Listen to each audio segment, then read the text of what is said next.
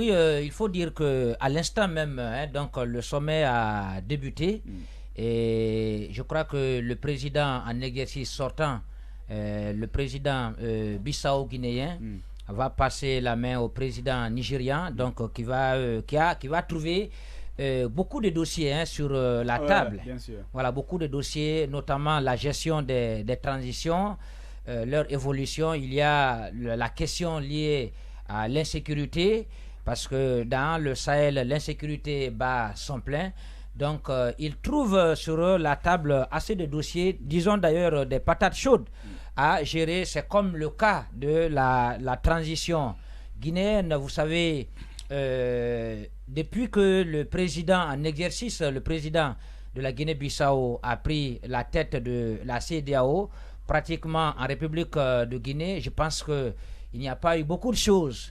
Cependant, il y a eu assez de recommandations, sur la gestion de la transition, sauf que en République de Guinée, les lignes n'ont pas bougé parce que la crise perdure encore entre le CNRD et une frange importante de la classe politique, les forces vives de Guinée, qui ne partagent pas du tout la façon dont la transition est en train d'être pilotée par la junte militaire. Vous avez les 10 étapes qui ont été concoctées par le président, par le CNRD, en connivence avec la CEDEAO. À ce niveau aussi, je pense que même si la mise en œuvre a commencé, mais sur les 10 points, je pense que c'est un seul point qui a débuté du point de vue mise en œuvre, c'est-à-dire le recensement de la population. Les 9 autres points n'ont pas encore connu d'évolution. Et à cela s'ajoutent d'autres questions. Les sanctions prises notamment contre la République de Guinée par la CEDEAO. Vous savez que pour l'instant, la Guinée ne bénéficie pas, si vous voulez, de l'apport de la CEDEAO, notamment dans le financement de certains projets, compte tenu de la sanction qui pèse sur la Guinée, le Mali et le Burkina Faso. Donc, entre autres, il y a une panoplie donc de sanctions prises contre les dirigeants de la CEDEAO, même si au sein de l'opinion, beaucoup pensent que ce sont des sanctions de façade parce que les ministres se déplacent quand ils veulent, ils mènent des missions à l'étranger. Justement, on a quand même du mal à comprendre. Cependant, il faut peut-être qu'on va en parler tout à l'heure. Oui, voilà, cependant, il faut comprendre que à ce niveau-là, il y a beaucoup de problèmes. Est-ce que la CEDEAO a suffisamment mûri, si vous voulez, les sanctions qui ont été prises contre les dirigeants de la CEDEAO? Il y a quand même assez de questions à se poser là-dessus parce que ça n'a pas beaucoup changé. Les dirigeants, que ce soit les dirigeants guinéens, les dirigeants maliens, les dirigeants du Burkina, ils se déplacent, ils vont à l'étranger, ils mènent des missions. Quelquefois, d'ailleurs, ils sont conviés à des forums, à des rencontres qui sont tenues.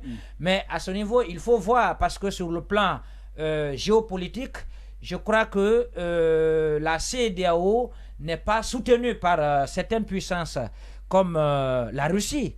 Voilà, la Russie ne soutient pas notamment certaines sanctions. Donc la Russie, partout où il y a des rencontres, la Russie, en tout cas, invite dans le volet certains pays qui sont en transition. D'accord, très Donc, bien. il faut dire qu'il y a assez d'attentes par rapport à cette rencontre. Mais le président en exercice qui prend fonction aujourd'hui, certainement reviendra une fois encore sur les recommandations. C'est qu'il faut s'attendre qu'il reprenne certaines recommandations des anciennes pour demander encore une fois aux dirigeants guinéens d'organiser un véritable cadre de dialogue. Bien, Fally. Cependant, il faut dire qu'il est un peu différent donc de Oumarou Sissoko. On va revenir sur son profil tout à l'heure. Okay, alors, Gaston, par rapport à cette question, est-ce que vous comprenez un peu la démarche de la CEDEAO vis-à-vis du cas guinéen? Est-ce que vous ne trouvez pas, quand on observe, c'est comme si on n'est pas dans une transition en Guinée et que, justement, tout ce qui se passe est accompagné et passe comme lettre à la poste, notamment les sanctions, on a vu ce qui a été dit, on dit l'interdiction de voyage, mais les gens voyagent, et après, même l'aide, ça arrive. Comment vous l'expliquez? Vous savez, la CEDEAO est une institution qui ne fait pas le rôle qui lui est dévolu. Moi, je ne tourne pas autour du pot. Non, attention, il ne faut s'il pas, vous plaît, non, il faut pas cracher quand même. Chaque prise de position, Non, mais ça attention. dépend. Ce que je dis n'engage que Morel. C'est clair. Aujourd'hui, la CEDEAO se retrouve. On n'est pas contre ça. Mais il faudrait, parce que d'abord, il faut étudier les problèmes. Pourquoi les transitions sont venues en Afrique? Voilà, c'est la grosse question. Non, mais ça, ce n'est pas la CEDEAO, Gaston Morel. Même ça aussi. Non, la CEDEAO, et même ça, c'est à relativiser. Non, la CEDEAO est régie par des principes. Alors, il va terminer. La CEDEAO ne s'ingère pas dans la gestion interne. Dans la gestion interne. Non, je suis désolé. Est-ce que la CEDEAO, est-ce que c'est la CEDEAO qui était au pouvoir? Est-ce que c'est la CEDEAO qui était au pouvoir en Guinée? Est-ce que c'est la CEDEAO qui était au pouvoir au Mali? Est-ce qu'au Burkina, c'est la CEDEAO qui soutient notamment les terroristes qui sont là-bas? Est-ce que ce n'est pas la CEDEAO quand même? Voilà, la CEDEAO marche sur des principes. Il faut vraiment respecter. Est-ce que vous pouvez permettre il faut pas mettre tout sur le dos de la CEDEAO? Ce n'est pas la CEDEAO. La CEDEAO ne s'ingère pas. Alors, Mpali, est-ce que tu peux permettre... La CEDEAO ne s'ingère pas. Oui, mais Mpali, permettez. Non, est-ce que tu peux permettre... Non, Mpali. Gaston, André, Gaston Morel, permettez, s'il vous plaît, on va se comprendre. Mpali. Non, mais Mpali, on t'a écouté. Mpali, est-ce que tu peux permettre... La sécurité dans le Sahel, est-ce que c'est la CEDEAO? Est-ce que tu peux permettre... Il faut que les pays quand même essayent de prendre leur sécurité interne à bras le corps. Mpali, mais attendez, Mpali, il faut arrêter. Est-ce que tu veux faire une... Non mais attendez, tu ne peux pas faire la dictature d'opinion. Ça ne tient pas la route. Non mais tu veux faire la dictature d'opinion, Mpali. Attendez, il faut laisser l'autre... Il va continuer. Quand il me dit qu'on ne s'ingère pas, mais je suis désolé, ce qui s'est passé au Burkina, quand même, au Burkina, c'était un président qui était en plein exercice de son mandat, c'était pas le troisième mandat, Mpali, il faut arrêter. D'accord, il va terminer. Oui. La CEDEAO, c'est une organisation africaine, je crois. Normalement, elle a des choses qu'elle doit faire pour la survie du continent. Hein? D'accord? Maintenant, si cette CEDEAO se retrouve pour parler des différentes transitions, Burkina, la Guinée, le Mali, je crois que vous parlez du voyage. C'est que la CEDEAO n'est pas équitable dans ce qu'elle fait. Il faudrait qu'on se dise les quatre vérités. D'abord, pourquoi je parle de ces transitions, c'est une chose qui entraîne une autre, je crois.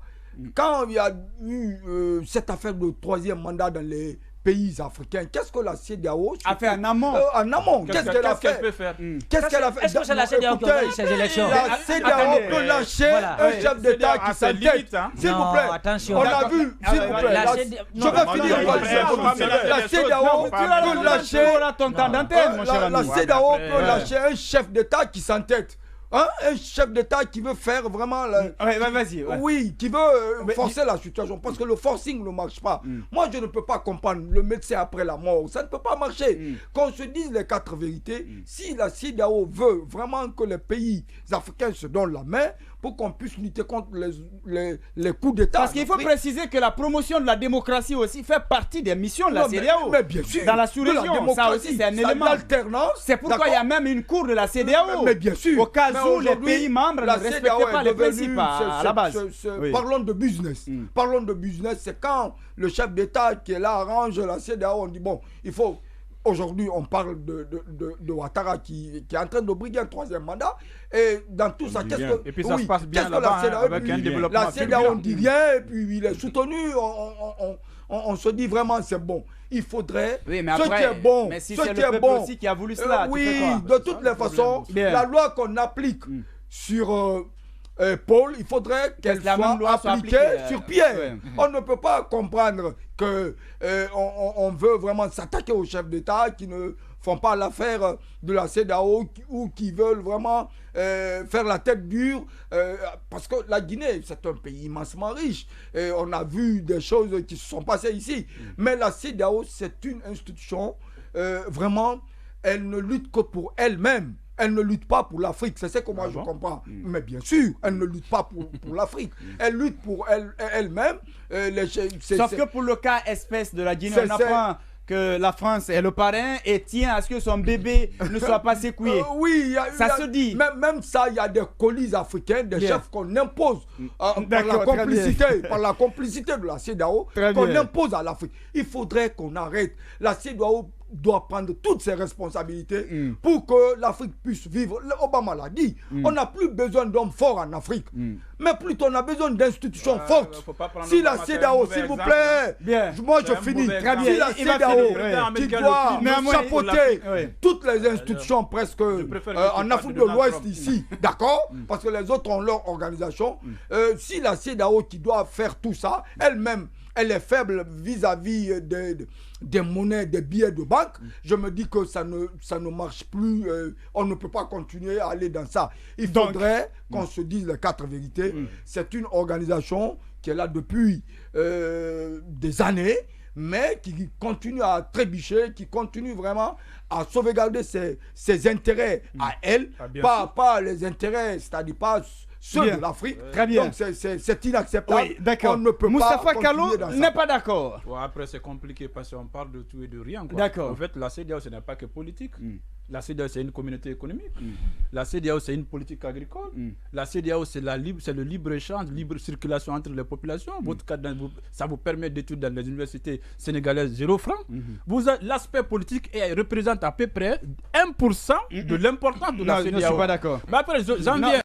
En fait, c'est que les gens oublient la politique intérieure. Ce qu'ils veulent, pour eux, si je comprends sa lecture, lorsqu'Alpha Condé avait dit que non, il va faire 3e mandat, la CEDEAO déploie une armée pour venir le contrecarrer.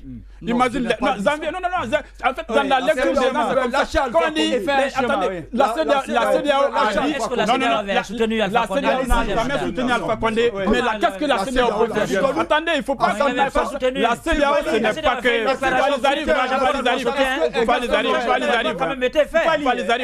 CEDEAO, s'il te plaît. Si on doit aller comme ça, on ne va pas se comprendre, Fali. Si vous avez des suggestions, après, on va vous donner la parole. D'accord. Je disais, la CEDEAO, ce n'est pas que politique. Bon, je ne vais pas revenir sur ça. Mais ce que les gens pensent, la CEDEAO ne joue pas son rôle. Les gens veulent que la CEDEAO déploie l'armée, par exemple. Il y a 3 pays qui sont victimes de coups d'État. Donc, ce que les gens veulent, il fallait envoyer là-bas. Comme Ouattara avait dit, non, il va se présenter au 3e mandat. On déploie une armée là-bas. La question a été posée récemment et on va même dans la mise en place quand même d'une unité. Bon, je sais, c'est une bonne chose, mais pour le moment, ce n'est pas là. Donc la CEDEAO est limitée parce qu'on ne peut pas déployer une armée de la CEDEAO contre une armée. Et d'ailleurs, les initiatives de changement constitutionnel sont soutenues la plupart des cas par les populations.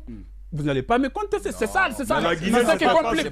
Ah non, arrêtez ça. La population ne connaît rien de alors, on va dire, c'est l'élite manipulée, inconsciente et corrompue. L'élite peut ne pas le faire. Non, l'élite peut ne pas. Vous allez me dire qu'Alpha Condé n'était pas. Vous allez me dire que Ouattara n'était pas. Attendez. Ou de Bofosou, vous parlez de constitution. Bien, non, je ne parle pas de constitution, je parle de soutien d'une personne. Tous ceux qui soutiennent, par exemple, ceux qui connaissent la constitution, mais c'est la personne qu'on voit. C'est ce que je dis. Donc moi je crois que le débat sur la CEDEAO, la CEDEAO n'est pas que politique. Moi je vais parler sur le sommet. L'avantage de ce sommet là, c'est le changement à la tête. Parce que le problème de la Guinée, c'est Ambalo. Parce qu'il n'est pas crédible dans le contexte, parce qu'il a un choix. Ah ouais? Oui. En quoi Ambalo? Ah oui, bien sûr. C'est qui? C'est Loudala, il l'a dit clairement. C'est vous qui le dites. Attendez, problème avec Ambalo. Mais ça, on ne parle pas d'élection. Attendez, Zanvier, attendez ce que je vous dis là. Mais attends, Zanvier, vous ne suivez pas l'actualité. Avec lui, on ne pouvait pas s'en sortir avec la crise guinéenne. La gente lui a dit clairement, Amara a fait un discours qu'il a déjà son candidat. Et tout le monde sait que Ambalo soutient celui-là. Il a dit que c'est son frère, il le soutient. Qui va contester ça? À partir du moment où celui qui doit être le moteur de la médiation en Guinée a déjà sa position, c'est difficile. Je ne doute pas de sa bonne foi, mais à partir du moment où un des acteurs doute de votre appartenance, et c'est clair, il soutient celui, il sait que c'est on sait qu'il a été son candidat, il est président. Mais quand on prend le mécanisme de fonctionnement de la CEDEAO, attendez, les personnalités, attendez, les personnes comptent. Moi, ce que je vais avec le nouveau, là, je ne sais pas ce sera quel président, mais il est beaucoup plus comment dirais-je, habilité à s'impliquer dans le contexte guinéen parce qu'il s'agit des acteurs. Déjà, celui qui était là-bas avait une position. C'était très compliqué, quelle que soit sa bonne foi, sa volonté, que les autres partis, le CNRD, l'acceptent. Ils l'ont dit clairement qu'il a déjà sa position. Moi, je pense que le fait qu'Ambalo cède sa place à quelqu'un d'autre, ça va booster, ça va dynamiser un peu la crise interne, en fait, la résolution de la crise interne de la Guinée, parce qu'il y a une question de leadership. Ça, c'est le premier avantage. Autre chose, les gens pensent qu'on ne prend pas, on a l'impression que la communauté internationale est complaisante par rapport à la Guinée. J'avais dit ici dans une émission, la communauté internationale est très prudente quand il s'agit de la Guinée, compte tenu de notre histoire, mais aussi de notre position stratégique. Nous sommes dans un contexte où la Côte d'Ivoire, avec Ouattara, est sortie d'une guerre civile il y a quelques années. Le Mali est déstabilisé. La Guinée-Bissau, avec une démocratie fragile qui a sa première... donc, la Guinée est managée parce que la Guinée représente beaucoup pour la communauté internationale. C'est nous qui ne savons pas ce que nous représentons. Quand il s'agit de la Guinée, les gens sont un peu prudents. Imaginez qu'on sert beaucoup plus le vice à la Guinée et que cela soulève une contestation à l'interne qui peut aboutir à une déstabilisation. Mais est-ce que vous avez calculé aussi l'inverse? Lorsque vous soutenez une junte qui ne respecte pas ses engagements, vous pensez que ça va passer comme lettre à la poste et que les gens vont appliquer facilement? Est-ce que ça ne va pas créer une situation d'instabilité? Pour le moment, je crois que la communauté est en train de ménager la Guinée, mais ça ne va pas continuer éternellement. Les sanctions ont été prises, les sanctions n'ont pas été suivies parce que je sais qu'il y a beaucoup de pays, comme je le dis, compte tenu des raisons, en tout cas que moi je connais là, qui font que la Guinée ne doit pas être déstabilisée parce que ça peut être le rempart d'une déstabilisation générale de la sous-région. C'est le cas, on manage la Guinée, mais ça ne peut pas les laisser comme ça. La CEDEAO a dit qu'il fallait reprendre un dialogue inclusif avec tous les acteurs. Et la gente pense que non, nous on a déjà commencé, peut-être c'est notre dialogue, on va essayer de les intégrer. C'est ça le point de discours de la Guinée. Il n'y a pas que ça. Bon, le fondamental, c'est ça. Même nous, vous et moi, vous savez qu'on reproche à la gente cette situation solitaire, le fait qu'on n'a pas associé les acteurs majeurs. C'est ça notre constat principal. Donc je pense que ça va changer et je le dis, je répète, le fait que Ambalo n'est plus à la tête de la CEDEAO va favoriser la résolution de la crise à l'interne de la Guinée parce qu'on va trouver quelqu'un de ça va être très compliqué. Il y a une institution qui doit être refondée. Parce que dans ces dernières années, que ce soit la Guinée, le Mali, le Burkina, et plusieurs pays reprochent à la CEDEAO sa manière de fonctionner. Il faut que ce soit, comme on aime souvent le dire, une CEDEAO des peuples et non une CEDEAO des chefs d'État qui se soutiennent et qui se parrainent entre eux là-bas. Et voilà, ça ne peut pas... Mais est-ce qu'on ne demande pas trop à la CEDEAO aussi? Voilà, c'est là que je voulais en venir. C'est-à-dire aujourd'hui, si vous vous rappelez, au départ de la crise guinéenne, j'ai dit que la CEDEAO, non seulement elle a été très accommodante de la situation de la Guinée, parce que la CEDEAO a serré la ceinture au cas du Mali. Le Mali a été vraiment sanctionné, secoué. Oui. Ils ont bloqué les frontières, ils ont bloqué toute l'importation, même du riz, même les denrées alimentaires. Le Mali avait même des problèmes maintenant de payer même les fonctionnaires. Mais le Mali a su surmonter cette situation. Et après, la CEDEAO est revenue à la raison. À un moment donné, on peut demander beaucoup, on peut être exigeant avec la CEDEAO, mais nous, de façon interne, comme le cas de la Guinée qui avait une transition plus simple, on n'a pas à se compliquer. Peut-être que la CEDEAO peut sanctionner la Guinée. La CEDEAO a déjà sanctionné la Guinée, mais ces résultats-là n'ont rien donné. Aujourd'hui, on peut lever Ambalo, mettre qui on veut, mais on ne peut pas mettre le problème, le cas de la Guinée par rapport à Ambalo. La CEDEAO a mis Yahi Boni à la disposition de la Guinée pour concilier les positions. Mais le résultat, qu'est-ce que ça a donné? Rien. Yahi Boni est venu dans une salle, on vous dit c'est assise nationale, c'est cadre de concertation. Des fois, on le filmait, il dormait. On dirait quand même que son implication a permis d'avoir un compromis dynamique. Ouais, mais un compromis dynamique. Un compromis dynamique entre... Il y a eu assez de manifestations ici. Mais un compromis dynamique entre la CEDEAO et la Guinée. Et non le problème interne. Et c'est que si vous avez vu aujourd'hui que le Mali peut résister même à la communauté internationale, que ce soit l'ONU, que ce soit la CEDEAO ou l'Union africaine, c'est parce qu'à l'interne, il y a au moins une majorité qui arrive à se retrouver, se comprendre. Et le cas de la Guinée, le cas de la Guinée aujourd'hui, vous prenez le RPG qui était au pouvoir, vous prenez l'UFDG qui devient la deuxième force politique, s'il faut dire, après le pouvoir de Alpha, et ces grands partis politiques ne se trouvent pas dans la dynamique. Le cas du Mali, lorsqu'ils ont fait le coup d'État à Ibeka, Ils n'ont pas dit qu'il faut mettre tous les militants de IBK ou le parti de IBK à l'ouf. Le cas de Burkina, c'était la même chose. Bien sûr. Vous comprenez? Non, attendez. Le Mali, attention, là, il y a une répression avec le Mali, il ne faut pas dire ça. Quelle répression? Tout le monde, personne ne peut se prononcer si ce n'est pas la vision. Au Mali. Mais non. Au niveau de mobilisation, au niveau de la mobilisation, vous pouvez comparer la mobilisation du M5 et la mobilisation du FNDC en Guinée. Le FNDC a mobilisé ici plus que comment dire, le cas du Mali. Lorsque le M5 a fait une mobilisation au Mali, il y a eu, je crois bien, 5 ou 9 morts. Mais ça a causé le départ de IBK. En Guinée, le FNDC a fait de mobilisation, il y a eu plusieurs morts, mais ça n'a pas changé la donne. C'est pourquoi j'appelle les Guinéens à se comprendre, à parler comme des frères, à parler comme des sœurs, à trouver des problèmes de façon interne. On ne peut pas passer tout notre temps à compter sur la communauté internationale. La communauté internationale peut être qu'un appui pour nous. Mais si des Guinéens qui se disent frères et sœurs ne peuvent pas se concerter, ne peuvent pas parler, ne peuvent pas échanger pour pouvoir trouver des solutions et que la crise maintenant la finisse, ça devient un sérieux problème. On a vu des présidents, je crois que si c'est Tanzanie ou bien si c'est quel pays, le président il a fait combien d'années, il n'est pas sorti du pays, les ministres ne voyagent pas, mais c'est des pays qui se soulagent. On peut ne pas sortir de la Guinée, on peut ne pas voyager, même il avec les sanctions. Dit à l'époque, on a entendu dire... Vous avez vu, ils ont dit qu'ils n'ont rien de compte, qu'ils n'ont pas de compte, voilà, qu'ils voyagent rarement. C'est eux-mêmes qui disaient ça. C'est parce qu'ils savaient que la CEDEAO était accommodante. La CEDEAO peut être accommodante, il n'y a pas de problème. Mais si, en Guinée, il y avait au moins ce minimum de consensus, on ne serait pas là. Craindre la CEDEAO.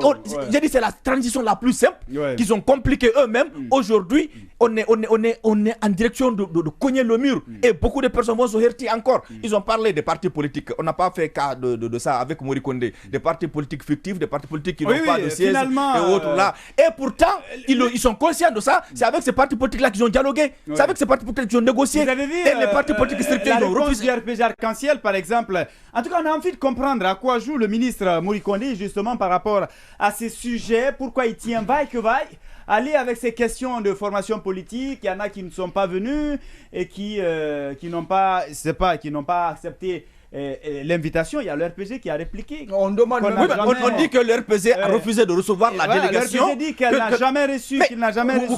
Et il y a des partis politiques ici, que le CNRD a pris. C'est-à-dire, on disait ici que parti politique égale à parti politique. Je vous ai dit que parti politique n'est pas égal à parti politique. C'est pas possible. Un média n'est pas égal à un média. Un journaliste n'est pas égal à un journaliste. Un enseignant n'est pas égal à un enseignant. Vous comprenez? Aujourd'hui, il veut placer le CNRD a quel document? Excusez-moi. Non, c'est pas la raison.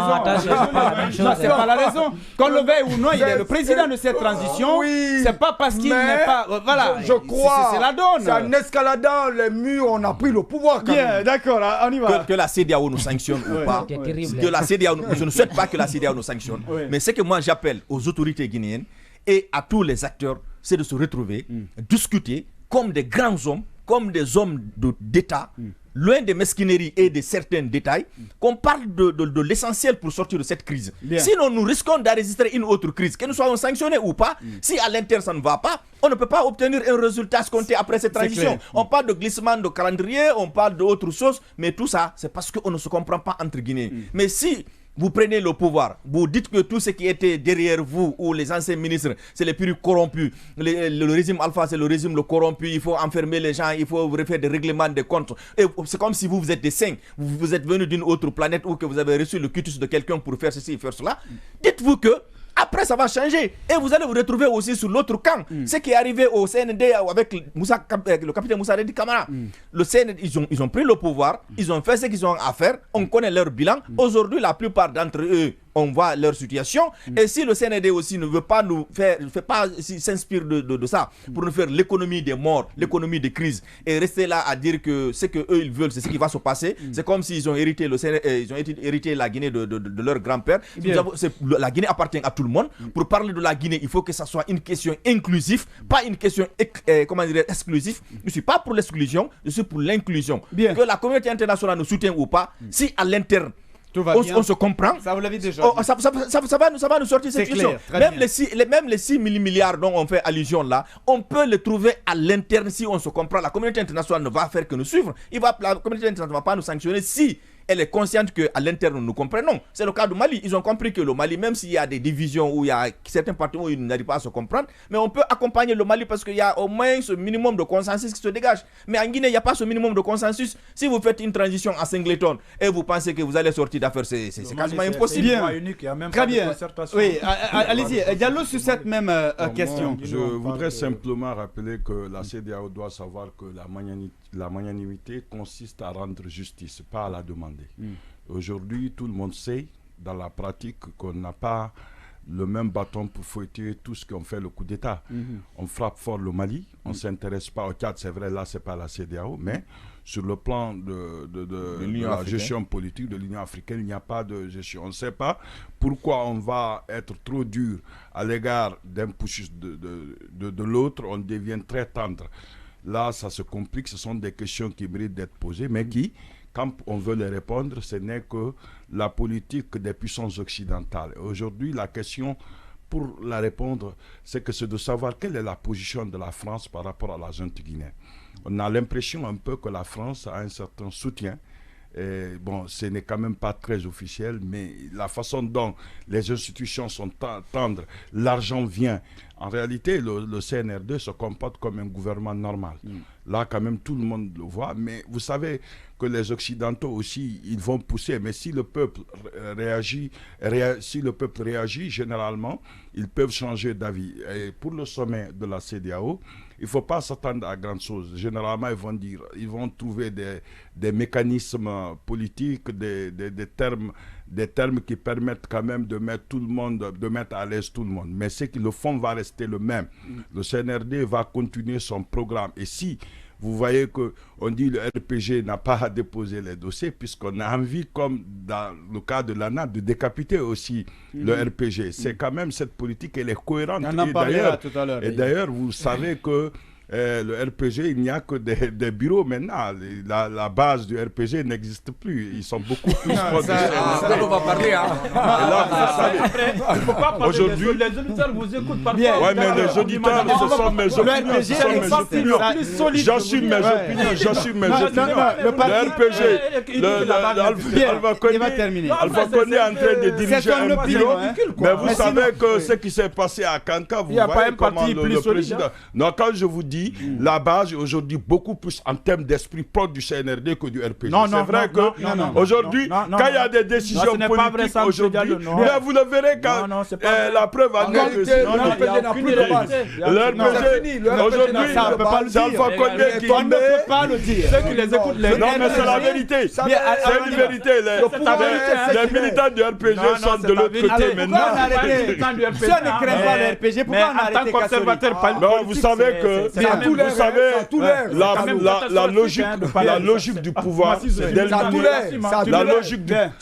logique du pouvoir. Donc c'est vrai que moi je laisse les gens parler, mais c'est toujours difficile. Mais après, quand vous parlez de Moustapha Gallo, on parle du RPG, c'est compliqué. Mais le RPG n'a pas de base aujourd'hui. Le RPG en est conscient. Alpha Condé, c'est quand il veut parler de lui, il réagit de l'autre côté. Le RPG, le bureau est conscient que tout le monde a transféré. Il y a les bonus de l'autre côté. Le CNRD n'a aucun doute. Le CNRD n'a aucun doute qu'il n'aura aucun problème dans les bas du RPG. Et peut-être que ce que tout le monde le dit, l'IFDG est le seul problème du CNRD. Et ça, c'est une vérité absolue. Et les armes qu'on déploie pour combattre l'IFDG, pour étouffer l'IFDG, prouvent à suffisance que le RPG n'est qu'un secteur parallèle où c'est déjà sur un terrain conquis vide. Le problème de l'RPG en train de... Il va terminer. Bref, il ne faut pas s'attendre à grand chose au niveau du sommet. Il faudrait que nous-mêmes nous essayions. Et d'ailleurs, si on est tendre avec le CNRD, c'est puisque c'est un coup d'État qui a remplacé un autre coup d'État. Il faut le rappeler. C'est la succession de coups d'État. Ça, c'est toi qui le dis. Donc, c'est ça la vérité. Un coup d'État, quand on définit un coup d'État, c'est arriver par des processus malhonnêtes au pouvoir. La modification de la Constitution à l'époque était interdite. On a forcé la situation. On est venu au pouvoir. Les jeunes ont mis fin et ils ont voulu, quitte à savoir s'ils vont maintenir le cap de la justice, s'ils vont détenir la boussole. Bien, vous l'avez sans doute compris, vous êtes dans votre émission Le Grand Oral. On va à présent, si vous permettez, on va lire quelques messages et ensuite on se tourne vers le second sujet. Ce message, il est signé, qu'est-ce qu'il